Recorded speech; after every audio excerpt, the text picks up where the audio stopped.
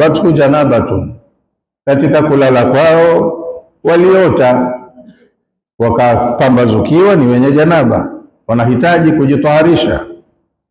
Fatatahara bilmai almatari, wakataharika au wakajitaharisha kwa maji yale ya mvua. Kwa hiyo maji kwa ajili ya sababu tatu. Sababu ya kwanza, kuna mahitaji ya maji ya shughuli mbalimbali, kunywa, kuoshea na mambo mengine, kutia udhu. Sababu ya pili, wengine ndo kama hivyo walikuwa wanahitaji kuoga, wana hadathi kubwa.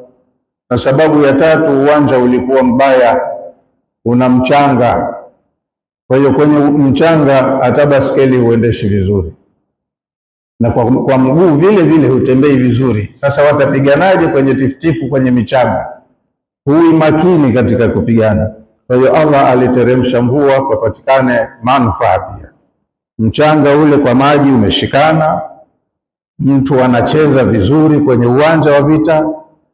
Waliokuwa watu wanahitaji tohara wamejitoharisha, waliohitaji kwa mahitaji mengine maji wakapata maji. Kwa hiyo kawaambia neema alizowaneemesha. Kwanza, baada ya machofu aliwapa usingizi, wakarelax. Walipoamka wakaamka wako katika uchangamfu. Pili, aliwateremshia maji kutoka juu. Lengo na madhumuni ya hayo maji, liyutahhirakum bihi, amekuteremshieni Allah maji ili akutaharisheni kwa maji hayo. Yani maji hayo mtayatumia kwa kujitaharisha, min al-ahdathi, kutokana na hadathi. Hadathi ni hali ya kutokuwa na udhu. Waljanabati, na kwa wale wenye janaba, wenye hadathi kubwa, wataoga. Wayudhhib ankum rijza shaitani, lengo la pili la kuletewa maji, Allah alitaka kuondosheeni adhabu ya shaitani. Yani yadfa ankum waswasatahu, alitaka Allah kuondosheeni wasiwasi wa shaitani. Watakhwifuhu, na kule kukukhofisheni kwake, akuondosheeni wasiwasi na woga. Arada Allahu, alitaka Allah subhanahu wa ta'ala, an yadfa ankum waswasatahu, akuondosheeni wasiwasi wa shaitani. Wa takhwifahu, na ile kukhofisha kwake aliokuwa anakukhofisheni iyakum nyinyi, min al-atashi, alikuwa anakukhofisheni nyinyi mtakufa. Hapa hakuna maji, mtapigana vipi na kiu kubwa kama hivyo? Kimbieni. Shaitani ana vitimbi vingi, anajua mtu muumini kukimbia kwenye uwanja wa vita ni kosa. Kwa hiyo shaitani alikuwa anawazaini kwa kila kitu, na wakati mwingine hutumia ushahidi wa kimazingira akakushawishi kwenye jambo ambalo kweli unaliona lipo, na kukwambia wewe mtaji wako mdogo, alafu utajifanyaje mkarimu utoe? Utafilisika. Ukipiga mahesabu unasema kweli, lakini Allah akakwambia utoe, ukiwa na kingi, ukiwa na kidogo, wakati wa haja. Lakini shaitani hukutia wasiwasi, ukasema mimi sistahiki kutoa kwa sababu nina kidogo. Qala al-Baydawi, amesema Baydawi, ruya, imesimliwa hadithi, annahum nazalu fi kathibin afar, hawa Waislamu katika vita vile walikaa kwenye upande ambao una ukame, hauna maji. Tasukhu fihi al-aqdam, kwa sababu ya ukavu na pana mchanga mwingi, nyayo zao zikawa hazina balance. Unajua desturi ya mtu akitembea kwenye mchanga, unaendesha pikipiki, baskeli, unatembea kwa mguu, unajua mchanga unavyosumbua. Sasa na halafu uko katika mahala pabaya, vitani, mnapigana kwa silaha za mkono na mkono, na chini ardhi haikupi utulivu. Kwa hiyo walikuwa kwenye eneo baya, lina mchanga mwingi, nyayo zilikuwa hazipati stability, ala ghairi ma'in, mahala ambapo hapana maji. Kwa hiyo walikuwa wana kiu, joto kidogo, chini pana mchanga, wanamu, kwa hiyo Allah akawapa usingizi. Fahtalama aktharuhum, wengi wao wakaota, wakapata zile ndoto za kijitu kizima. Maimuna kawajia, fawaswasa ilayhim shaitanu, kwa hiyo walipoamka wakiwa hawako wasafi, shaitani akatumia hiyo fursa, akawa anawashawishi, anawapa wasiwasi. Waqala, shaitani akasema, kaifa tunsaruna waqad ghulibtum ala almal, mtapataje nusra, mtanusuriwa vipi wakati maji hapana eneo hili, maji yamewashinda. Wa antum tusalluna, nyinyi ni watu ambao mnasali, mtahitaji kusali, mmeshachafuka kama hivyo, sasa mtaswali vipi? Na jambo hili ni la ibada, maana wakati mwingine ukiwa mcha Mungu anakujia kwenye ucha Mungu vile vile shaitani. Wa antum tusalluna, nyinyi mnasali, muhaddithin, hali ya kuwa mna hadathi, mtashindaje wakati nyinyi maji hamkupata, na nyinyi mnasali mkiwa wachafu, wengi wenu mna hadathi, mujtanibin, tena mna janaba, yani udhu shawatoka, mmelala hamna udhu, na wengine kwenye usingizi huu mmepatwa na janaba. Mambo haya yanaendaje na nyinyi maustazi, mashekhe, waislamu, waumini? Watazumuna annakum awliya Allah, alafu mnadai nyinyi ati ni awliya Allah, vipenzi vya Allah, na mko kwenye hali ya uchafu kama hiyo. Wa fikum rasulu, na miongoni mwenu yuko mtume wake. Tazumuna annakum awliya Allahi wa fikum rasulu, mnadai kwamba nyinyi ni vipenzi vya Allah, Allah yuko upande wenu na miongoni mwenu kuna mtume wake. Sasa mtashindaje katika hali kama hii? Faanzala Allahu almatara, Allah kuzituliza nafsi zao zilizokorogwa na shaitani, akawateremshia mvua. Hata thabatat alayhi alaqdam, kwanza mchanga ulishikana na maji, hakuna tope pale, lakini mchanga ulikuwa umeshikana, nyayo zao zinatembea uzuri tu juu ya ardhi. Wazalat alwaswasa, na ule wasiwasi aliyowachochea shaitani ukaondoka, maana walijitaharisha, wakawa na udhu, wakasali, na halafu wakawa wanafanya mambo yao juu ya ardhi wakiwa wako makini. Kwa hiyo hilo ndo alilosema Allah subhanahu wa ta'ala, wa yudhhib ankum rijza shaitan, Allah alitaka akuondosheeni yale mawazo mabaya aliyokupandishieni shaitani. Waliyarbita ala qulubikum, na alitaka atie nguvu ya imani yenu kwenye nyoyo zenu. Yani yuqawiha, Allah alitaka azipe nyoyo zenu nguvu, bithiqati binasrillah, kwamba muwe mna asilimia kubwa ya uhakika wa kupata nusra kutoka kwa Allah. Shaitani kakwambieni hamwezi kupata nusra, hamna udhu, mna janaba, alafu mnajidai kusali, mnasema mna mtume wa Mungu. Vitu hivi vinakaribiana na ukweli vilivyochanganya, walikorogeka kidogo kiakili. Lakini Allah alipotatua tatizo, kasuluhisha kila kitu, nyoyo zao zikatulia, akasema sasa tuko okay, na wakawa wana hakika ya kupata ushindi kutoka kwa Allah. Na jengine, madhumuni ya kuletewa mvua, wayuthabbita bihi alaqdama, kaleta mvua ili mchanga ushikane, azithibitishe nyoyo zenu kwenye uwanja, nyayo zenu kwenye uwanja wa vita. Yuthabbita bilmatari alaqdam, alitaka azithibitishe nyayo zenu musimame vizuri kwenye ardhi hiyo, hata la tasukha fi ramli, ili nyayo zenu zisididimie kwenye mchanga. Qala Tabari, amesema Tabari, thabbata bilmatari aqdamu, nyayo za Waislamu zilithibiti juu ya ardhi kwa sababu ya mvua.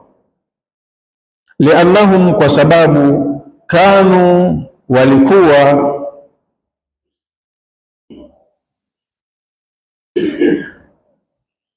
kanu taqwa ma'aduwihim ala ramlatin mithain falabbadaha almataru walikuwa wanachopea chopea kwenye michanga. Wakati mwingine ushapiga target ulembee pahala, lakini mguu wako ukakukosesha stepu, ukakosa mahesabu kwa sababu ya kule kudidimia. Kwa hiyo Allah aliwathibitishia ardhi kwa kuiletea mvua, ikawa imekazana kidogo, watu wakafanya shughuli yao juu yake vizuri sana. Hata sarat al-aqdamu alaiha thabitatun, mpaka nyayo zao juu ya ardhi iliyopata maji zikawa zimethibiti vizuri. La tasukhu fiha, hazichopei tena kwenye mchanga.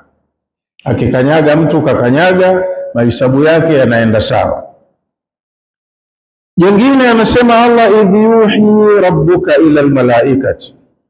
Pia kumbukeni neema ya Allah nyingine hii, idh yuhi rabbuka ila almalaikati. Kumbuka Mola wako Muhammad alipowaagiza malaika.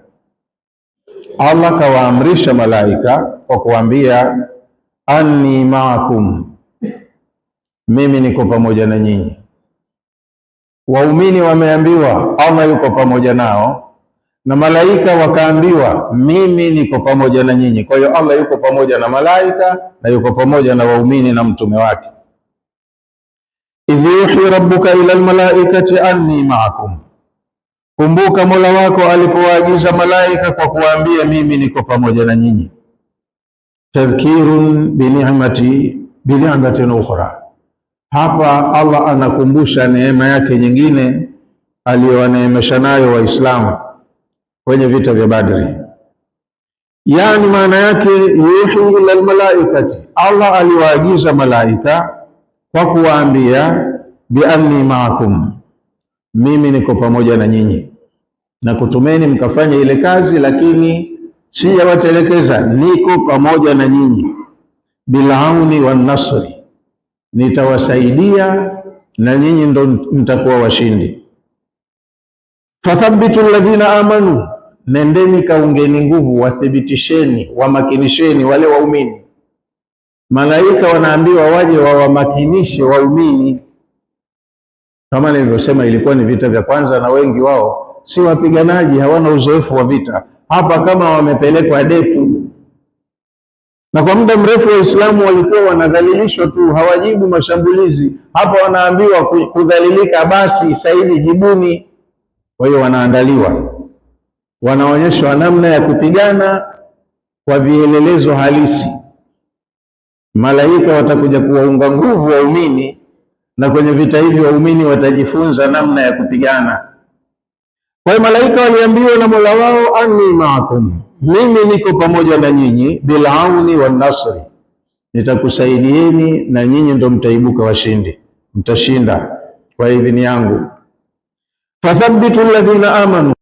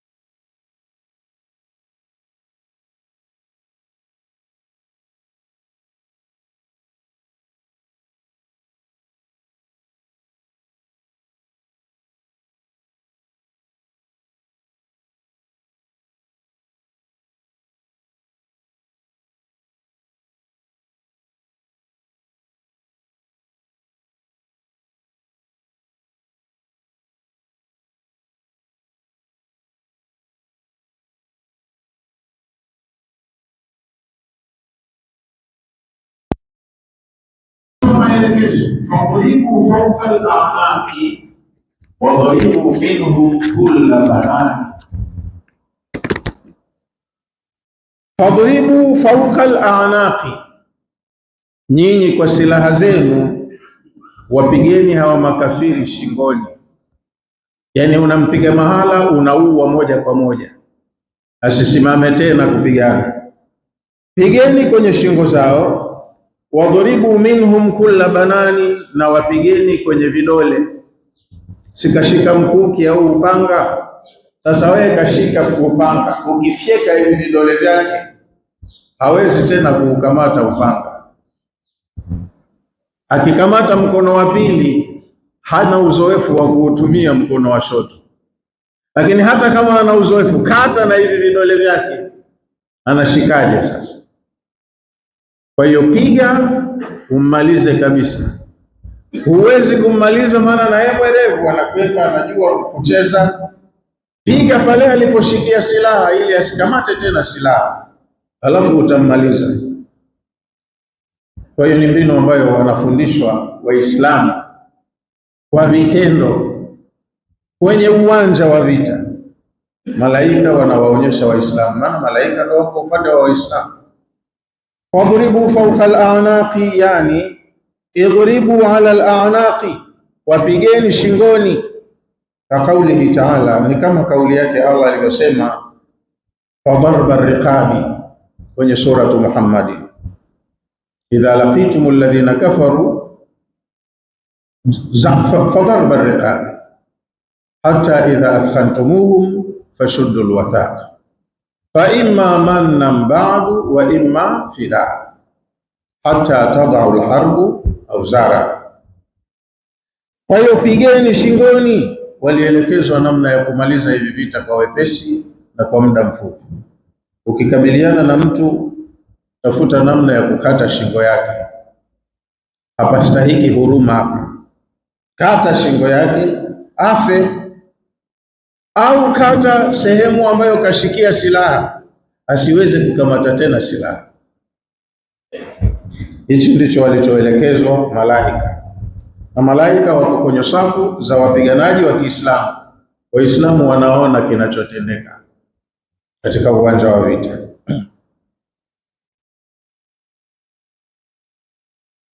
Wakila, na panasemwa vile vile, almuradu, makusudio, arruusa, makusudio ya kusemwa wapige shingo, arruusa maana yake ni vichwa vyao, wakateni vichwa vyao, liannaha fawqa al-a'naq, kwa sababu kichwa ndo kilichoko juu ya shingo. Wanasema watu wengine fawqa al-a'naq, fawqa maana yake ni juu ya.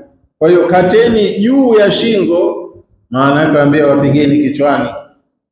Ukishampiga mtu upanga wa kichwa hanyanyuki tena huyo. Kwa hiyo ndio hiyo, ukikata shingo kichwa kinaondoka. Ukimpiga kwenye kichwa chenyewe kaanguka, hatonyanyuka tena. Wadhribu minhum kulla banani, na wapigeni katika vidole, kateni vidole vyao vyote. Ai maana yake idhribuhum, wapigeni ala atrafi al-asabi', kwenye ncha za vidole vyao. Na kusema atraf maana yake ni hivi, sehemu hizi. Yeye kashika upanga, vizia ukate hapa, hata ukamata tena huo upanga. Idhribuhum ala atrafi al-asabi', wapigeni kwenye ncha za vidole. Qala fi tashili, Sheikh aliandika tafsiri ya tashili kasema, wa faidatu dhalika, faida ya kumkata mtu vidole, anna al-muqatila, hakika ya mpiganaji, idha darabta asabi'ahu, utakapomkata vidole vyake, ta'attala 'anil qitali, huyu ndo ushamzima, hawezi tena kupigana. Maana ili apigane awe na uwezo wa kushika silaha. Kile cha kushikia silaha ushakiondoa. Huyo hashiki mkuki, hashiki upanga, hashiki mshale akarembea, huyu ndo ushamwambia yeye tena kupigana asipigane tena. Fa amkana asrihi wa qatlihi, Ukishamkata vidole inakuwa ni wepesi kumkamata mateka au kumuua kabisa ukitaka. Hawezi tena kushika silaha akapigana. Faamkana, inakuwa ni wepesi, inamkinika. Asrahu, kumkamata kama mateka, wa qatlahu, au kumuua kabisa. Dhalika, Allah kaamua hivyo Allah, biannahum shaqu Allah wa rasulahu, kwa sababu hawa watu wapuuzi wanapingana na Allah na mtume wake. Wao wanatumia neema za Allah alafu wasema hawamtambui. Wameunda jeshi kutetea masanamu, wakati wanaambiwa waache masanamu wamwabudie aliyeumba. Sasa wao hawamtaki aliyeumba na kawaumba yeye, tukaidhinisha hawa hawana maana, waondoeni. Na mtume katumwa, ana hadhi yake, watu wanataka kumwangamiza huyo mtume, wakati wao wanatumia neema za Allah alafu Allah mwenyewe hawamtambui. Sasa na Allah kama yeye hawamtambui, kaidhinisha hilo. Dhalika biannahum shaqu Allah wa rasulahu, yani maana yake dhalika aladhabu alfadhiya, adhabu hii ya kufadhaisha mlioambiwa muwafikishie, waqi'un alaihim, inawafika bisababi mukhalafatihim wa isyanihim li amri llahi wa amri rasuli, wamefikishiwa adhabu hii kwa sababu ya kupingana kwao na amri ya Allah na amri ya mtume wake. Kwa hiyo Allah mwenyewe ndo kaidhinisha wafanyieni hivyo, hawana maana. Waman yushaqiqi llaha, na mtu yoyote anayepingana na Allah, fa inna Allaha shadidul iqab, dhidi ya mtu huyo kutakuwa na adhabu kali. Wewe ukipingana na yule bosi wako anayekuharimia, basi atakuadhibu adhabu kali. Anaweza akakuadhibu hapa duniani, au kama umesalimika hapa unakokwenda usalimike, atakuadhibu tu. Waman yukhalifu amra Allahi, anayepingana na amri ya Allah, wa amra rasulihi, na amri ya mjumbe wake aliyemtuma. Maana huyu mjumbe katumwa, anayekuamrisheni sio maneno yake, anakwambieni aliyoagizwa huko juu. Sasa mkimkatalia huyu, maana yake mmemkatalia huyo aliyemtuma. Kwa hiyo kwa sababu ya kukataa maagizo ya Allah